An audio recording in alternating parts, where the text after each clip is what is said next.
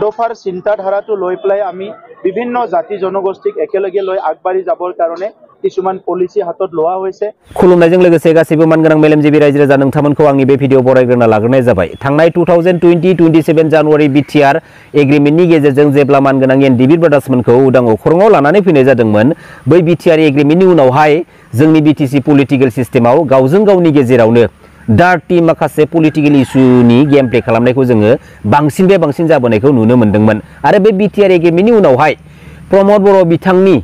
गोसो सिङाव सुजुखुमानानै लाखुमानानै दोननाय जा सिमां थांखि, माबेबा मोनसे समाव जोंनि बे बिटिसि पलिटिकल सिस्टेमाव एन्ट्रि मारिनानै सिएम जानायनि मोनसे सिमां आरो थांखि, बे बिटिआर एग्रिमेन्टनि गेजेरजों प्रमद बर' बिथाङा गावनि गोसो सिंनि सुजुखुमानानै दोननाय सिमां आरो थांखिखौ बियो खायदा बोराय बाहायनानै दिनैयो साक्सेसफुल बा जाफुंसार खालामनो हाबाय। नाथाय मोनसे बयनिख्रुइबो साननो गोनां बाथ्राया जाहैबाय मा, थांनाय बिटिआर एग्रिमेन्टनि उनावहाय दुलाराय बर' फरायसा आफादनि बेनाराव बेन्दोङाव दाजानाय एक्स भलन्टियार फर्स, मानगोनां एक्स भलन्टियार फर्स सारमोना बे बिटिआर एग्रिमेन्टनि उनावहाय जोंनि बर' हारिनि सेपारेट स्टेट बड'लेण्डखौ लानानै दिल्लीयाव मेमरेन्डाम गथायहैबाय, जेराव बे बिटिआर एग्रिमेन्टनि उनावहायनो जोंनि बर' हारिनि बिखायाव बुंगोन आङो, जोंनि बर' हारिनि बिखायाव गोबां रोखोमनि पलिटिकेलि नन पलिटिकेलि आरो स्पेशली 99% पलिटिकेलि इस्यूखौ लानानै जोंनि बर' हारिनि माखासे लिडारफ्रा, दैदेनगिरिफ्रा जोंनि बर' फिसाफोरखौनो डिभाइड खालामनो नाजानाय, गावबा गावनि सीट पावारखौ मोननो थाखाय, गावबा गावनि पकेटखौ रोजा खालामनो थाखाय बेफोरबायदि गाज्रि थाखोनि पलिटिकेलि गेम प्लेखौ गेलेनो नाजाबोदों आरो गेलेबोदों आरो दिनैसिमबो नाजागासिनो दङ। दिनैयो बै मोनसे समाव, जाय समावनोखि सिबिनां बड'फा उपेन्द्र नाथ ब्रह्मआ बे गणतान्त्रिक लामानि बड'लेण्ड मुभमेन्टखौ लिडिं खालामदोंमोन, बै समावनो जोंनि बर' हारिनि गणतान्त्रिक लामाजों सोमावसारनाय बड'लेण्ड मुभमेन्टआव आसाम स्टेटनि आसाम पुलिसफोरा, जोंनि एन्टि बड' एन्टि ट्राइबेल हारिनि सुबुंफोरा जोंनि बड'लेण्ड मुभमेन्ट खालामनायाव जेब्लायबो माने हेंथा होबोदोंमोन। जोंनि बर' फिसाफोरखौ बुग्लिदोंमोन, आर्मि पुलिस सिआरपिफ्रा लावथिजों बुग्लि सुग्लि होसोदोंमोन, जोंनि बर' बिमा माहारिफोरखौ बुग्लि जोग्लि खालामदोंमोन। दा बेफोरबायदि एन्टि बड' एन्टि ट्राइबेल हारिनि गाज्रि नोजोरनिफ्राय, गाज्रि खैसानिफ्राय जोंनि बे बर' हारिखौ जों माबोरैहाय रैखा खालामलांनो हागोन, लोगोसे जोंनि बर' हारिनि गणतान्त्रिक लामाजों बड'लेण्ड सेपारेट स्टेट सोमावसारनायखौ जों माबोरैहाय गोजौ फारसे लांनो हागोन, बेफोरबायदि माखासे इम्परटेन्ट थांखि बिदांथिफोरखौ सावरायनायनि गेजेरजों बै समाव दुलाराय बर' फरायसा आफादनि बेनाराव बेन्दोङाव बे एक्स भलन्टियार फर्सखौ दानो गोनां बाध्य जादों आरो बै समाव बै समनि थासारियानो बाध्यता खालामदों। आरो जोंनि बर' हारिनि बिखायाव माबायदि दुखु गोनां जारिमिनारि जाथायफोरा सोमजिलांदोंमोन, जालांदोंमोन, बुहुमनि साफ्रोमबो बर' फिसाफ्रा मिथिगौ। बेनिनो गेजेराव जोंनि बर' हारिनि बिखायाव सोमजिलांनाय मोनसे बयनिख्रुइबो दुखु गोनांसिन सहायनो हायै जालांनाय जाथाय, जारिमिनारि जाथाय, आरो बै जाथायखौ दिनैनि समाव बुहुमनि साफ्रोमबो बर' फिसाफ्रा जुदि गोसोखाङोब्ला दिनै जोंबो गिखांनाय फैयो, जाहाथे इयुनाव बेफोरबायदि जाथाया जेन दा सोमजिबावथोंसै। आरो जाय समाव बे जाथाया जादोंमोन, गावजों गावनि गेजेराव बुथारलायनाय, होसोलायनाय, गावथारलायनाय, बुलायलायनाय, जेब्ला बै जाथाया जादोंमोन, बै समाव दुलाराय बर' फरायसा आफादनि बेन्दोङाव बेनाराव दाजानाय एक्स भलन्टियार फर्सनि मानगोनां सारमोना जोंनि बर' हारिनि बर' फिसाफ्रा गावजों गावनि गेजेराव दानलाय सुलाय खालामनाय, बुथारलायनाय, फोथैलायनाय बै दुंहाव थासारिनि बिखायाव गसंनानै बर' फिसाफोरखौ फोसाबनानै बुजायनानै खौसेथि खालामलांनायनि हाबाफारिखौ बै मानगोनां एक्स भलन्टियार फर्समोना गावबा गावनि जिउखौ दान होनानैब्लाबो बेफोरबायदि सिबिजाथाव खामानिखौ मावनानै दिनैयो फोसाबबोदोंमोन, दिनै बुहुमनि साफ्रोमबो बर' फिसाफोरखौ दिनैयो इउनाइटेड खालामबोदोंमोन। दिनै मोनसे बाथ्रा बुंगोन आङो, जायफोर सुबुंफोरानोखि सोरखौबा नोंहा बर' हारिनि मा बिहोमा दंलै बिदि बुङोना, बैफोरबायदि बुंग्राफोरखौ बियो जायखिजाया जियानो जाथो खनसे सोबाखा। दिनै मोनसे न'खरा, मोनसे गामिया, मोनसे हारिया सासे सुबुंजों जाया। दिनै जोंनि बर' हारिनि बर' सुबुंफ्रा बे बुहुमाव जेसेबांखिनि दङ, जोंनि बर' हारिनि थाखाय साफ्रोमबो बर' फिसाफ्रा दिनैयो खस्थ' सहायबोनांदों। दिनै बेफोरबायदि बाथ्राखौ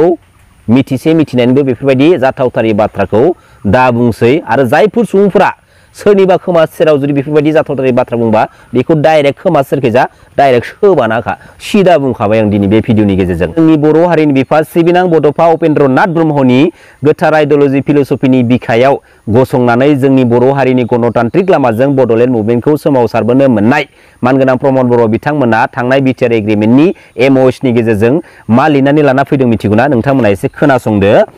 जे comprehensive and final solution to their demands while keeping intact the territorial integrity of the state of Assam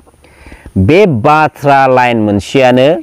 जोंनि बर' हारिनि थाखाय नांनानै जिउ बावसोमलांनाय जोहोलाव जोहोलावजोफोर जोंनि बर' हारिनि सेपारेट स्टेट बड'लेण्ड मुभमेन्टखौ सोमावसारनानै जिउ बावसोमलांनाय जोहोलाव जोहोलावजोफोर आरो जोंनि बर' हारिनि थाखाय नांनानै जोबथेसालियाव दिनैसिमबो थानांनाय बै जोहोलाव जोहोलावजोफोरनि बेसेन गोसा जिउखौ बेसेन गोसा हारिनि थाखाय नांबोनाय बै गोहोफोरखौ बै सेन्टिमेन्टेलफोरखौ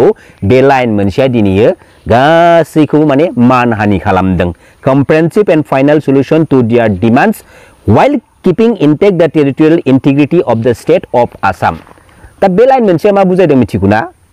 जे जों बर' हारिया जों बर'फ्रा बे आसाम स्टेटखौ एसेबो गाज्रि खालामालासिनो बोफ्लेयालासिनो बोखावालासिनो बे आसाम स्टेटनि सिङावनो थानानै जोङो गोरोबलायनानै मिलिजुलि थानोसै बेफोरबायदि बे लाइननि बाथ्राफोरा दिनैयो फोरमायथिदों अब्ला दिनैयो जाय बाथ्राखौ प्रमद बर' बिथांमोन बायदि मेलेमजिबि हारि सेन्टिमेन्टेल खुगायाव गेदेर गेदेर सेन्टिमेन्टेलनि बाथ्रा बुंग्रा लिडारफ्रा दिनै बे बिटिआर एग्रिमेन्टनि गेजेरजों जाय बाथ्राखौ लिरनानै लाना फैनाय जाबाय दिनै गावबा गावनि बेनिफिटनि थाखाय लिरनानै लाबोनाय जागोन ना जायाखै मानगोनां रायजो राजा नोंथांमोन गावनिखौ मोननो थाखायनो जायखिजाया जि जादोला जाथोंसै आंनिया मोनगौबानो जाबाय होननाय बायदि जागोन ना जायाखै मानगोनां रायजो राजा नोंथांमोन दा बेफोरबायदि जों आसाम स्टेटआव गोरोबलायनानै थानो मोनब्ला बै समनिफ्रायनो जों थानो हागौमोन ना बै समनिफ्रायनो जों बेफोरबायदि गोरोबलायनानै थानायमोनब्ला जोंनि बर' हारिनि बर' फिसाफ्रा बेफोरबायदि एसेबां थैयामोन ना गावथार जायामोन ना जिनाहारि खालामजानानै बुथार जायामोन ना हा दिनै अपमान खालामनाय जागोन ना जायाखै बे बाथ्रा लाइना हा दिनै मानि थाखाय सोमावसारबोखो नोंसोरखौ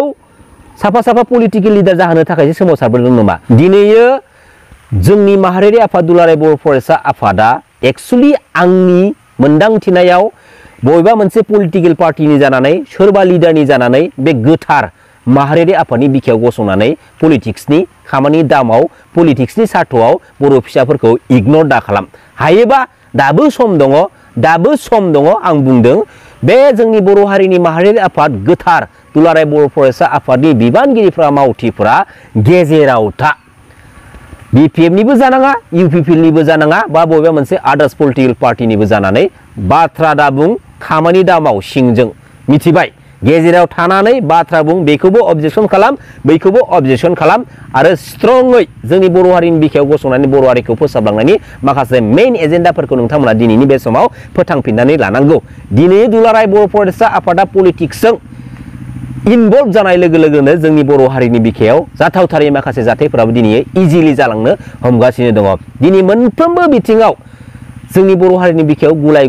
गुजाय जाथायफोरा बांसिननिफ्राय बांसिन जाबोगासिनो दङ बेनि गुबै आरो गुदि जाहोनानो जाहैबाय दुलाराय बर' फरायसा आफादा दिनैयो माहारिनि बिखायाव सोमजिनाय माखासे गुबुंले बारहावाफोरखौ दिनैयो नोजोर होनो थाखाय दिनै सम गैला बिसोरो दिनै सोरबा साफा सानै पलिटिकेल लिडारनि सामसागिरि जानानै बबेबा मोनसे पलिटिकेल पार्टिनि खामानिखौ लानानै दिनै बिसोर सिंजों दिनैयो पलिटिक्सनि बाथ्रा बुंगासिनो दङ पलिटिक्सनि खामानिखौ मावगासिनो दङ जायनि थाखाय बेफोरबायदि माखासे जाथावथारै जाथायफोरा दिनै जागासिनो दङ आं खिन्थु थोंजों बुङो दै आं खिन्थु सिदा बुंगोन आं खिन्थु रावखौबो केयार खालामा सिदा बाथ्राखा रावखौबो केयार खालामा आङो दिनै जोंनि बर' हारिनि बर' फिसाफ्रा मोनसेल' थांखि मोनसेल' फिरफिलानि सिङाव थानानै मोनसेल' थांखिखौ होसोदोंमोन आरो बे थांखिखौ होसो दिनैयो बिएसि बिटिसि बिटिआर बायदिखौ जों मोनबाय आरो बेफोरबायदि एसे दरसे होनानै जों बर' फिसाफोरखौ divide and rule politically game play खालामलांनो नाजानायानो जाहैबाय एन्टि बर' एन्टि ट्राइबेल हारिनि मोनसे मिशन आरो भिजन दिनैयो बे एन्टि बड' एन्टि ट्राइबेल हारिनि सुबुंफोरा मास्टार माइन्डेड लिडारफ्रा दिनैयो साक्सेसफुल जाबाय दिनैयो जाय बाथ्राखौ बिटिआर एग्रिमेन्टनि गेजेरजों प्रमद बर' बिथांमोन बायदि हारि सेन्टिमेन्टेल लिडारफ्रा बेफोरबायदि गावबा गावनि बेनिफिट्सखौ गावबा गावनि मोन्थायखौ मोननो थाखाय लिरनानै लाना फैनाय जाबाय दिनै मा जाखो गासिबो आलाय सिलाय आरो मोनसे बयनिख्रुइबो दुखु गोनांसिन बाथ्राया जाहैबाय मा बिटिआर एग्रिमेन्टनि गेजेरजों बिटिसि एकर्डनि गेजेरजों मोनबोखानाय बिटिसिनि एमअएसआव जाखिनि लिरनाय दङ बेखौ दांनांगौनि जेबो दरखार गैयामोन बे बिटिआर एग्रिमेन्टखौ बिटिसि एकर्डनिफ्राय गोजौसिनाव लाबोनो नाजानांगौमोन जुदि लाबोनो हायाखैब्ला बे बिटिसि एकर्डनि एमओएसआव थानाय दफाफोरखौ दांनांगौनि मा दरखार दङ दिनै बिटिसि एकर्डनि गेजेरजों लानानै फैनाय जाखिनि मोनथाय गोहोफोर बै मोनथाय गोहोफोरखौ खोमानानैबो बिसोरो दिनैयो बेसेन मोनदों बेनिफिट्स मोनदों दान बान्था मोनदों आरोबाव मोनसे बाथ्रा बुंगोन आङो जेराव दुलाराय बर' फरायसा आफादनि बेन्दोंआव बेनाराव जोनोम होजानाय एक्स भलन्टियार फर्सनि मानगोनां सारमोना बिटिआर एग्रिमेन्टनि उनावहाय सेपारेट स्टेट बड'लेण्डखौ लानानै दिल्लीयाव मेमरेन्डाम हैनाय बाथ्राखौ बुहुमनि गासैबो रायजो राजा आइ आफा बिदा फंबायमोना दिनै मिथिजोबखागौ आरो बे बाथ्राखौ बिटिसिनि सिएमइसिआरआव जिरायनाय मानगोनां प्रमद बर' बिथाङा दिनै लाजिनांगौ दुलाराय बर' फरायसा आफादनि दानि आफादगिरि बिबानाव थानाय मानगोनां दिपेन बर' आदायाबो दिनै लाजिनांगौ दिनै सिबिनां बड'फा उपेन्द्र नाथ ब्रह्मनि गोथार आइडिय'लजि फिलसफिनि बिखायाव गसंनानै गावखौनो पलिटिक्सनि भेलु लाखिनो लाजियाखसै दिनैयो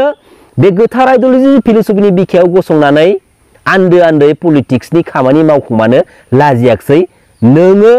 बा नोंसोरो जायफोर दिनैयो बे गोथार आइडिय'लजि फिलसफिनि बिखायाव गसंनानै आन्दोयै पलिटिक्सनि खामानि मावदों पलिटिक्सनि बाथ्रा बुंखुमागासिनो दङ थोंजोङै पलिटिक्स फिल्डआव एन्ट्रि मारिनानै पलिटिक्सनि खामानि मावै बेवहाय जोंहा बुंनो गोनां बाजानांगौनि जेबो दरखार गैया नाथाय बे गोथार आइडिय'लजि फिलसफिनि बिखायाव गसंनानै जोंनि बर' हारिनि आद्रा थानाय जा सिमां थांखि जोंनि बर' हारिनि माखासे गुबुंले थासारिनि इस्युफोरखौ लानानैसो दिनैयो फोसाबलांनायनि आरो जोंनि बर' हारिनि थांखिखौ माने माबोरैहाय जोङो माने गोजौ फारसे लांनो हागोन बेफोरबायदि माखासे इम्परटेन्ट इस्युफोरखौसो दिनैयो बे गोथार आइडिय'लजि फिलसफिनि बिखायाव गसंनानै दिनैयो सावरायनांगौमोन दिनै बेसेबांबा गोथौ माने गाहायाव दिनैयो थांबाय दिनै उदिस मोनाखै दिनै गावबागाव बेनिफिट्सनि थाखाय दिनैयो सिबिनां बड'फा उपेन्द्र नाथ ब्रह्मनि गोथार आइडिय'लजि फिलसफिखौबो दिनैयो इउसलेस खालामगासिनो दङ सिदा बाथ्राखा खिन्थु आंनिया मिथिबाय इउसलेस खालामगासिनो दङ मानगोनां रायजो राजा नोंथांमोन नोजोर हो आरो फैबाय थानाय समाव सोरबा लिडार सोरबा दैदेनगिरिया जोंनि बर' हारिनि गोथार महर मुस्रिजों लोगोसे सिबिनां बड'फा उपेन्द्र नाथ ब्रह्मनि गोथार आइडिय'लजि आरो फिलसफिखौ मानहानि आरो इउसलेस खालामनो नाजागोन बै लिडारखौ खिन्थु समाजनि गेजेराव लानानै बिजिरनाय जागोन आरो जेरैबायदि सोंथि सोंगोन बे सोंथिनि फिननायखौ होनो हायाबा समाजनि गेजेराव लानानै बेखौ साजा होनाय जागोन खिन्थु सिदा बाथ्राखा नंगौना नङा मानगोनां रायजो राजा नोंथांमोन खुलुमबाय जै बर' हारिनि जै बर' बिमानि